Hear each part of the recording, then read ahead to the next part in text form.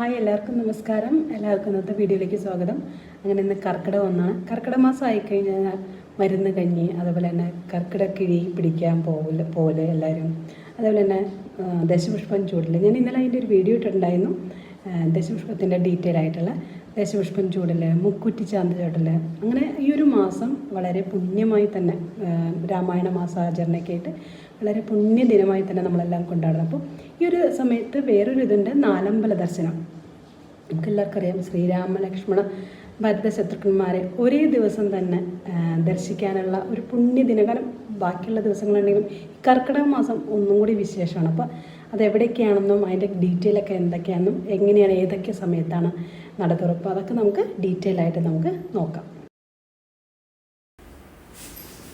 നാലമ്പല ദർശനം ഒരേ ദിവസം ഉച്ചപൂജയ്ക്ക് മുമ്പ് പൂർത്തിയാക്കണം എന്നാണ് പറയുന്നത്. അതുപോലെ തന്നെ കർക്കിടകത്തിൽ ഉച്ചപൂജയ്ക്ക് മുന്നേ രാമലക്ഷ്മണ ഭരത ശത്രുഘ്ന ക്ഷേത്രത്തിൽ ദർശനം നടത്തുന്നത് ദോഷപരിഹാരത്തിനും ഇഷ്ടസന്താന ലബ്ധിക്കും ഉത്തമമാണെന്ന് നമ്മുടെ ഒരു വിശ്വാസമുണ്ട്.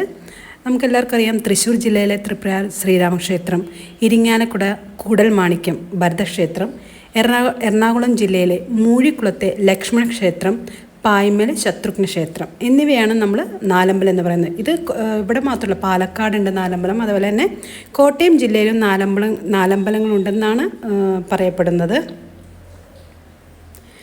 തൃപ്രയാർ ശ്രീരാമക്ഷേത്രം എന്ന് പറയുമ്പോൾ തന്നെ നമുക്കറിയാം, തൃപ്രയാർ നമ്മൾ ആദ്യമേ തൊഴുന്നത് ശ്രീരാമസ്വാമിനെയാണ്. ശ്രീരാമസ്വാമിനെ തൊഴുത് അതിനുശേഷമാണ് കൂടൽമാണിക്യം, അതിനുശേഷം മൂഴിക്കുളം, അതുവഴി പായ്മൽ വന്ന നമ്മൾ ശത്രുഘ്ന സ്വാമിനെ തൊഴുത് ആ നാലമ്പല ദർശനം പൂർത്തിയാക്കുന്നു. തൃപ്രയാർ ക്ഷേത്രത്തിൽ പുലർച്ചെ 3 ദർശനം തുടങ്ങും.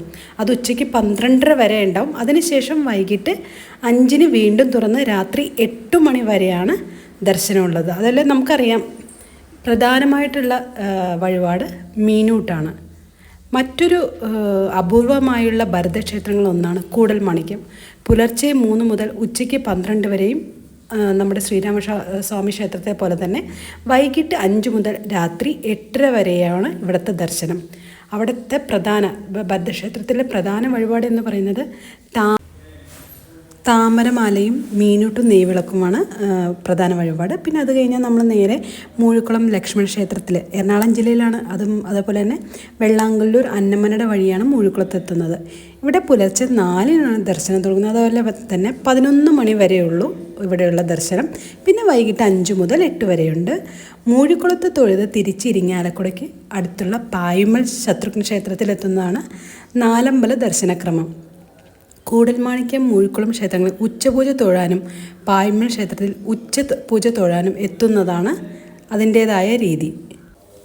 ശ്രീരാമസ്വാമിയുടെ പാദുകങ്ങൾ പൂജിച്ച് ബ്രഹ്മചര്യ നിഷ്ഠയോടെ ജീവിക്കുന്ന ഭരതനാണ് കൂടൽമാണിക്യത്തിലെ സങ്കല്പം.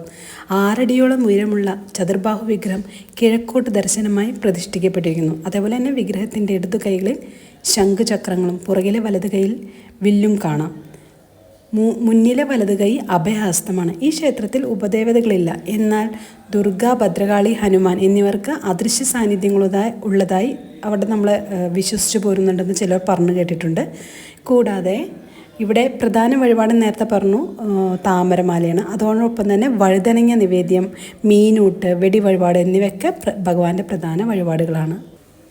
ഐതിഹ്യപ്രകാരം മേൽപ്പറഞ്ഞ 4 ക്ഷേത്രങ്ങളിലെയും അതേപോലെ തന്നെ പ്രസിദ്ധമായ നമുക്കെല്ലാവർക്കും അറിയാം ഗുരുവായൂർ ക്ഷേത്രത്തിലെയും വിഗ്രഹങ്ങൾ ദ്വാരകയിൽ ശ്രീകൃഷ്ണ ഭഗവാന്റെ പൂജ ഏറ്റു വാങ്ങിയവയാണ്.